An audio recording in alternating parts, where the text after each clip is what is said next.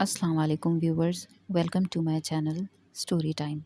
आगे बढ़ने से पहले मेरे चैनल को लाइक करें, शेयर करें, सब्सक्राइब करें और बेल नोटिफिकेशन को ऑन कर दें ताकि आने वाली हर न्यू स्टोरीज़ आपको ऑन टाइम मिलती रहे। तो चलिए सुनते हैं स्टोरी। उसका नाम तो ईमान था, मगर वो किसी पर भी मोहब्बत और खुलूस पर ईमान नहीं लाती थी और आमिर उसे चाहता था। वो उसकी नज़रों के सामने होती थी, मगर उसे पाना नामुमकिन था।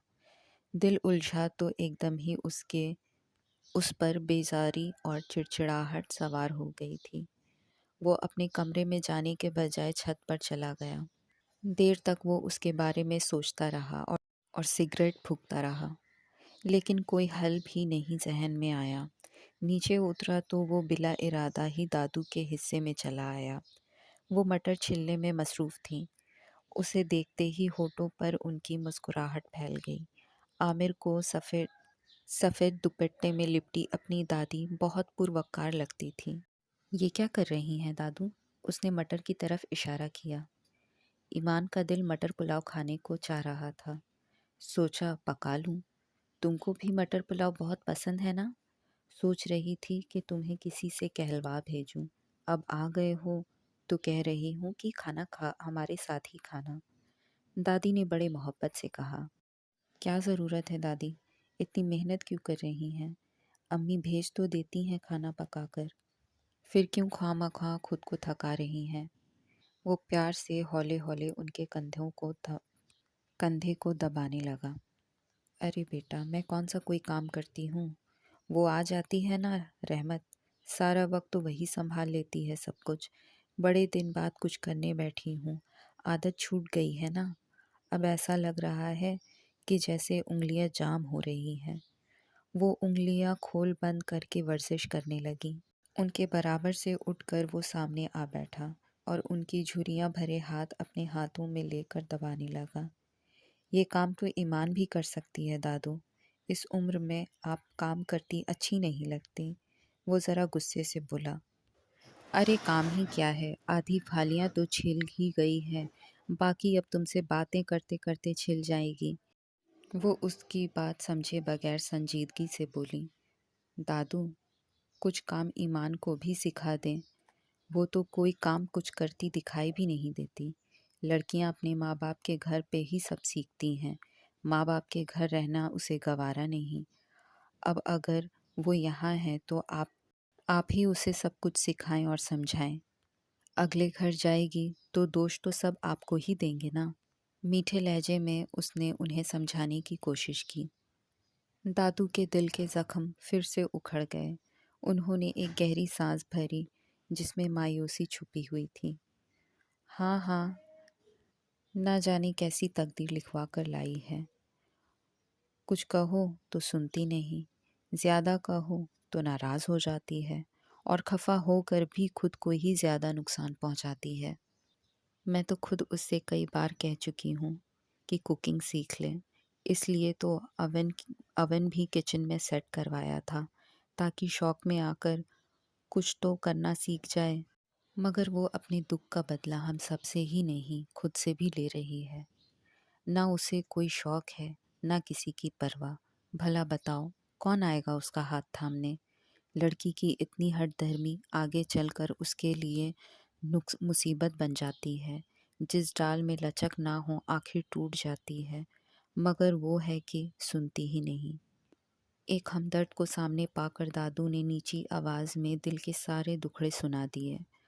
उनके नूरानी चेहरे पर एक गहरा सा दुख का साया झलकने लगा। वो उसके लिए बहुत फिक्रमंद थी। आमिर को उन पर बहुत रहम आया था और साथ ही साथ ईमान पर गुस्सा भी, जो अपने सिवा किसी को भी नहीं देखती थी। दादू, आप उसकी बड़ी हैं, उस पर सख्ती कर सकती हैं। उसे समझाएं और ज़माने की ऊंच नीच बताएं ताकि उसे एहसास हो कि वो गलती पर है। वो सबके लिए लिए ही नहीं, अपने लिए भी मुश्किलात खड़ी कर रही है। और उसे ये भी समझाए कि जो खुद को ज़्यादा अक्लमंद समझता है वो सबसे ज़्यादा बेवकूफ़ होता है उसका उनका हाथ छोड़कर मटर छिलते-छिलते उसने आहिस्ता से उनसे कहा, क्या करूं, कैसे समझाऊं उसे? जब वो अपनी माँ की ही नहीं सुनती तो मेरी क्या मानेगी? अरे, अगर अब भी मैं उसकी सरपरस्ती से मना कर दूं तो जाने क्या कर बैठे। जज्बाती भी तो बहुत है ना। मैं तो बेचारी सिमाप के सब्र और हौसले की दाद देती हूँ। कैसी बदनसीब है कि अपनी ममता भी निछावर नहीं कर सकती। लेकिन दिल में जो ममता उमड़ी हुई है उसका क्या करे। इसीलिए तो उसका इतना ख्याल रखती है। लाख मना करने के बावजूद उसने रहमत को सुबह से शाम तक के लिए यहाँ रख छोड़ा है।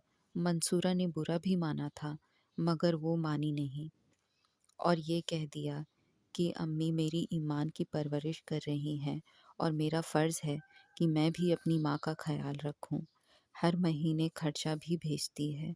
बहुत समझाया उसे कि देखो माँ तुम्हारा कितना ख्याल रखती है मगर उस उल्टी खोपड़ी पर असर ही नहीं होता। मलाल के रंग उनके चेहरे पर दिखाई दे रहे थे। आज आई थी ना फुप्पू? उसने जानना चाहा। हाँ बेटा, आई थी वो बदनसीब माँ। लाख पुचकारा, मिन्नतें, खुशामदें की मगर वो कठोर उससे मिले बगैर मुंह फेर कर चली गई। ऐसा मालूम होता है जैसे उसके सीने में दिल ही नहीं पत्थर है। भला बताओ, माँ से भी कोई ऐसे नाराज़ हो सकता है? और माँ भी वो जो इतनी सब्र वाली है और गम खाई हुई है। अब उनके लहजे में थोड़ा थोड़ा गुस्सा आ गया था। बेटी के मोहब्बत के सामने तो उसी की गलती उन्हें दिखाई देती थी, वरना अक्सर वो उसकी हमदर्दी में डूबी रहती थी। और यही वो मौका था जब लोहा गर्म देखकर उसे चोट मारनी थी। दादू, दरअसल उसे आपकी ही हिमायत हासिल है, इसलिए वो इतना करती है। आप उस पर सख्ती करेंगी तो वो सुधर जाएगी। आप उसे मजबूर करेंगी तो वो फुप्पू से भी मिलने लगेगी। इस तरह से फुप्पू को भी सुकून मिलेगा। 2-4 दिन उसे बेरुखी बरतें, बुरा भला कहें, नाराज़गी दिखाएं, साथ ही उसे घर के काम करने को कहें और उसे मजबूर करें कि वो कुकिंग में दिलचस्पी ले। तो इस तरह उसका ज़हन बटेगा और वो कुछ बिज़ी होगी तो हर वक्त की उल्टी सीधी सोचों से बाहर निकलेगी और फुप्पू की तरफ झुकेगी। वो जोश में आकर अलग अलग तरीके उन्हें समझाने लगा। शायद जोश में आकर उसकी आवाज़ कुछ ज़्यादा ही ऊंची हो गई थी और फिर इत्तेफाकिया तौर पर ईमान उस तरफ आ गई। अगले ही लम्हे वो ज्वालामुखी बनी उसके सर पर खड़ी थी।